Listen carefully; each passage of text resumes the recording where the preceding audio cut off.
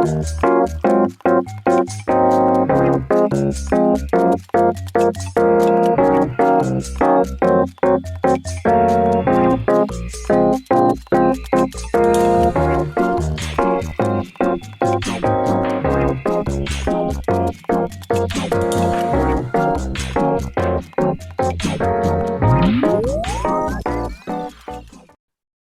everyone, I am Gisa and welcome to my talk.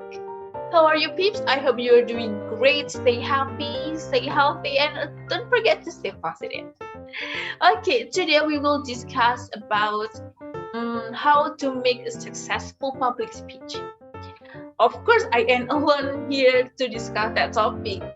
So, in this talk, we have a guest star. She is one of the famous presenter in Indonesia right now, and she is the host of her own talk show in Net TV. Okay, please welcome Anik Mayangsari from Sunny's house. Thank you, Gisa, for the warmest greeting.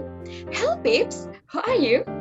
Oh, for your information, peeps, Gisa and I are friends in college. Yes, we are alumni from Samanagama University. Oh well, I'm doing great, Anik, because of you. Yes, oh my God, it's been a long time since our last meeting 5 years ago. Wow, I feel like recalling memory. So Anik is here to sharing about some components of successful public speech. Because, as the famous presenter in Indonesia, I think that Anik is the best and the perfect person to be a speaker in this topic. So, Anik, can you share some tips or components to make a successful public speaking based from your experience? Oh, okay, Gisa. Thank you. But it's too much actually. Okay, I will share some tips to make your public speaking more successful, but I think Gisa also can help to share for her experience too, because Gisa also a very good actor that winning many awards. Okay, Anik, I will do it later. Okay. Okay, Gisa, thank you. So, peeps, we will enter the main discussion here. Successful public speaking events by some components. First components I will discuss with you is 1. Storytelling. Everyone loves to listen to stories. A well-told story has an almost hypnotic effect on the listeners.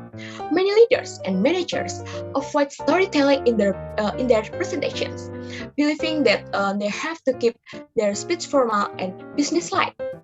This is one of the main reasons they often fail to grab their audience attentions.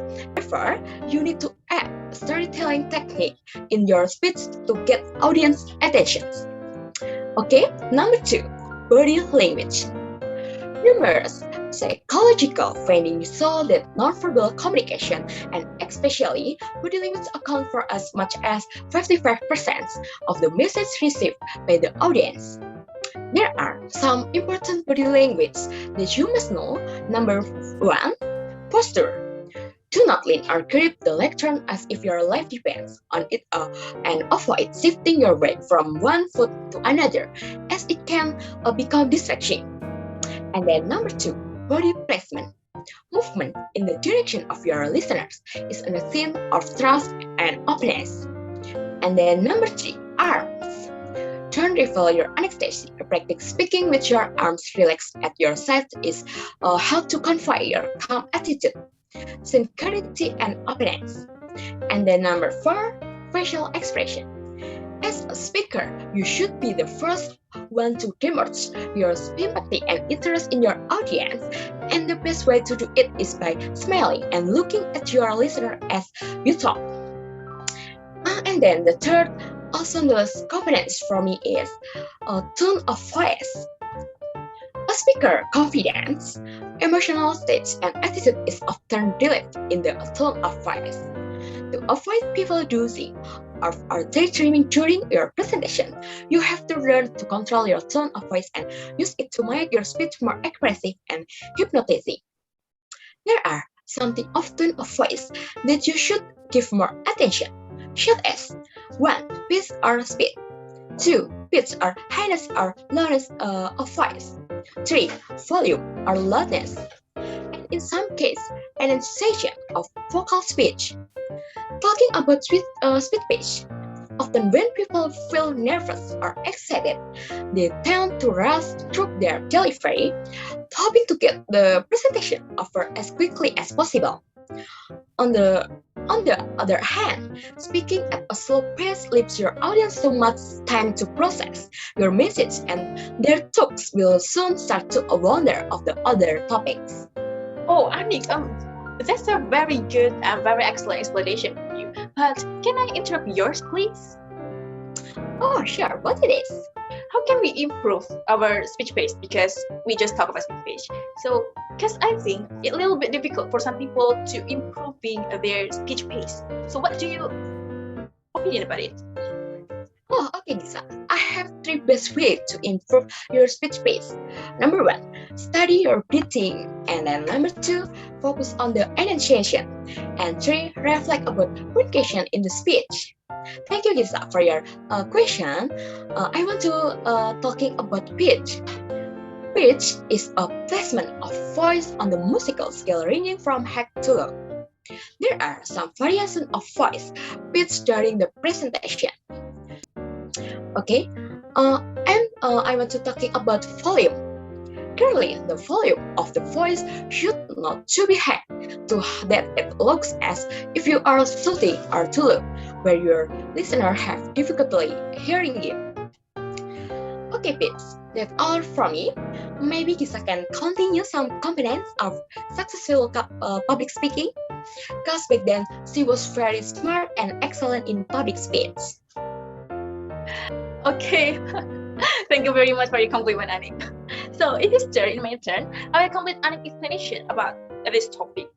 So I will share you components about making a public speech a good, successful public speech, but from me, in my opinion. So I will just explain 2 components only. The first one is the power of pause. It's about listening to your audience and letting the silence talk for you. In most cases, there's no need to fill the silence with meaningless words such as like, or others.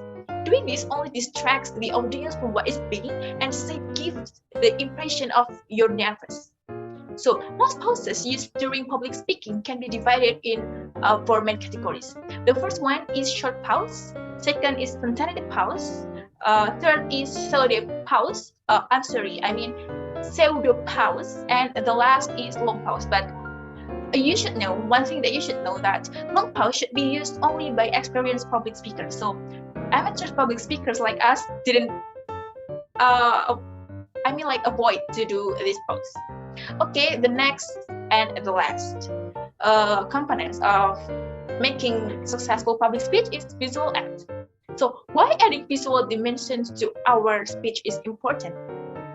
In addition, some convincing scientific evidence suggests that including visual support in our presentation make it more persuasive and easier to remember. Okay, and basically, what are visual aids? When public speakers talk about visual aids, they usually intend one of the 5 communication power tools, such as flip charts, overhead projectors, slideshow, handouts, and property, or you can call it props. But one thing that you should know is property not only something that not alive, but property can be something alive like animals or maybe human being, or maybe one of your audience can be your properties too, and it really winning solution because you can get back your audience attention. Yeah, that's enough for me. Maybe Anik will adding something else or what? Oh, I think that's enough too. Your material are awesome, Kisa. Oh my god, thank you, Anik. I really appreciate that. And your materials also very impressive. Thank you, Kisa. Me too. Okay, babes, perhaps you might feel that, our presentation or our sharing is too short because of the limit. But okay, don't worry, because Anik and I have prepared a book which contains more complete and detailed about materials and information we just talked about it. Or in other words, you can say that we have a writing collaboration, right, Anik? Yes, Kisa, we proudly announce to you, peeps, that we have book that written by us. Yes, and you can buy that book in e-commerce such as Amazon or Shopee. Actually, you can't buy it too in some offline bookstores, but I think not every bookstore has our book already. So yeah, I recommend you to buy it in Amazon and get discount up to 25%.